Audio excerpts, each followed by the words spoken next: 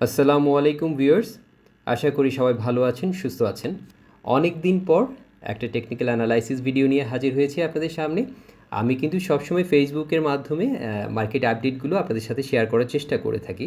তো যাই হোক, অনেকেই রিকোয়েস্ট করেছেন যে ভাই যদি আপনার বিশ্লেষণগুলো পাচ্ছি, বাট আপনি যদি একটু ভিডিও আকারে দিতেন ভালো হতো। তো আপনাদের রিকোয়েস্টে আজকে হাজির হয়েছি নতুন একটি ভিডিও নিয়ে। তো আজকে কথা বলবো সিটি ব্যাংক নিয়ে। সিটি ব্যাংকের টেকনিক্যাল অ্যানালাইসিসটি আপনাদের সাথে শেয়ার করব।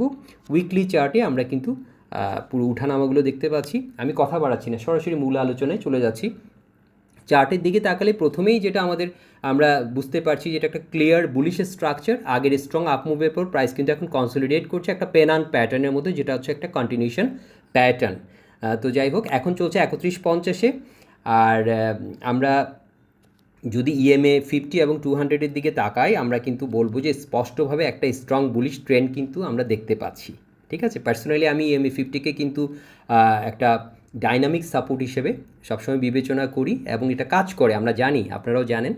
আমি আমার অনেক বিশ্লেষণে কিন্তু দেখিয়েছি সেটা। এবং তো এখানে এটা হচ্ছে যে আরএসআইয়ের দিকে যদি আমরা তাকাই, তো আমরা যেটা বললাম যে অনেকটা ইএমএ 50 এবং 200 অনেকটা উপরে রয়েছে, যে এটা একটা স্ট্রং একটা আপ ট্রেন্ড আমরা বলতে পারি, এবং একটা কনসলিডেট করছে একটা লেভেলে, যেটা হচ্ছে একটা পেনান্ট। সো প্রাইস যদি 32.50-এর উপরে একটা উইকলি ক্লোজ দেয়, ভলিউমটা অবশ্যই আমাদের জন্য ইম্পর্টেন্ট। সেখানে আমরা কিন্তু এরপরে র্যালিটা দেখব, এবং পেনান্ট প্যাটার্ন অনুযায়ী আমাদের একটা টার্গেট, সম্ভাব্য টার্গেট 38-60 থেকে 80 পর্যন্ত আমরা দেখতে পাচ্ছি, যদি এটা ঠিকঠাক মতো কাজ করে, ব্রেকআউটটা যদি ঠিকঠাক মতো হয়। ঠিক আছে। আর আমাদের নিচের যে রিক্সটা রয়েছে, রিক্স লেভেলটা হচ্ছে 28 বলবো, কারণ আমরা যদি এখানে একটু দেখি, এখানে আরও একটু মজার ব্যাপার রয়েছে, যে কারণে বলছি। আমরা এটা কিন্তু একটা আমরা একটা অ্যাসেন্ডিং চ্যানেলের ভেতর দিয়ে কিন্তু আমরা এটাকে কিন্তু সে রেসপেক্ট করছে, আমরা দেখতে পাচ্ছি। তো যাই হোক, আমরা যদি এখানে খেয়াল করি, আমরা 28.5 বলবো না, আমরা 28 পর্যন্ত, 28.40 পর্যন্ত, 28.40 যদি ভেঙে যায়, সেক্ষেত্রে হয়তো এই যে স্ট্রাকচারটা, বুলিশের স্ট্রাকচারটা তখন হয়তো দুর্বল হবে, নতুন করে আবার তখন অ্যানালাইসিসের দরকার আমাদের হবে। ঠিক আছে, নতুনভাবে হয়তো আবার দেখতে হবে সব কিছু। আর ভলিউম অ্যানালাইসিসটা যদি আমরা ভলিউম অ্যানালাইসিস করি, আমরা দেখতে পাচ্ছি এই যে এখান থেকে যে প্রাইস যে মুভমেন্ট করেছে, ভলিউমের কিন্তু কনফার্মেশন ছিল, এবং প্রাইস যখন এখানে কনসলিডেট করছে, আমরা দেখতে পাচ্ছি এখানে ভলিউম কিন্তু অনেকটা কম। হ্যাঁ, এখানে কিন্তু আমরা দেখতে পাচ্ছি। সো এখান থেকে খুব একটা যে সেল প্রেশার আসবে এরকম কোনো কিছু আমরা দেখতে পাচ্ছি না। মোটামুটি এটা পরবর্তী প্রায়র ট্রেন্ডটাকে সে কিন্তু কন্টিনিউ করার সম্ভাবনা রয়েছে। আমরা এখানে সম্ভাবনা নিয়ে বলছি, যেহেতু আমি টেকনিক্যাল অ্যানালাইসিস নিয়ে কথা বলছি, এটাকে একবারে পুরোপুরি এটা কোনো ধরনের কিন্তু ইনভেস্টমেন্ট অ্যাডভাইস না, এটা বলে নিচ্ছি, প্রথমেই ক্লিয়ার করে নিচ্ছি জিনিসটা। আর আমি এখানে কিন্তু দেখেন আপনাদের ফিবোনাচি এক্সটেনশন লেভেলগুলোর মাধ্যমে আমরা কিন্তু যে দুটো লেভেলের কথা, 35-40 এবং এখানে 38-80, এই দুটো লেভেলকে অবশ্যই আমাদের এখানে কিন্তু সেই একটা রিজেকশন পয়েন্ট হিসেবে আমরা দেখতে পারি, একটা রেজিস্ট্যান্স লেভেল বলতে পারি, অথবা যেখান থেকে রিট্রেস করতে পারে প্রাইস।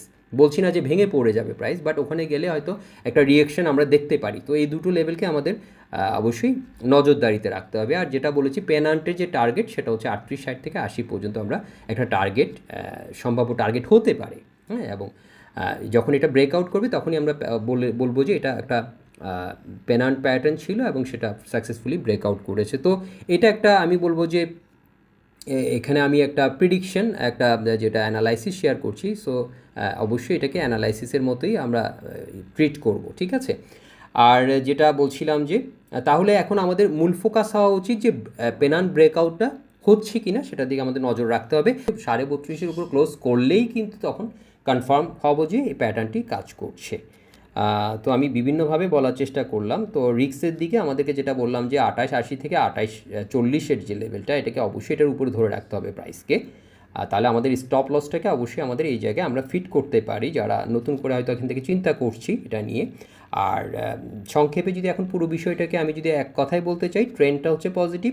প্যাটার্নে আমরা পেয়েছি বুলিশ পেনান্ট, যেটা কন্টিনিউশন প্যাটার্ন। মোমেন্টামটা খুবই স্ট্রং, যেখানে আমরা ইএমএ 50 এবং 200 অনেকটা ওপরে আমরা যেটা বলছিলাম যে অবস্থান করছে, এবং আরএসআই কিন্তু 65-এ রয়েছে, যেটা একটা ভালো মোমেন্টাম আমাদেরকে দেখাচ্ছে।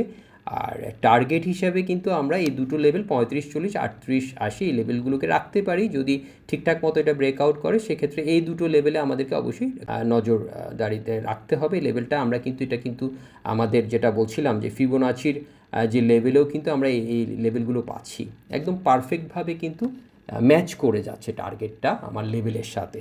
তো যাই হোক, এটাই ছিল অ্যানালাইসিস। আশা করি ভিডিওটি ইনফরমেটিভ ছিল। ভালো থাকবেন সবাই।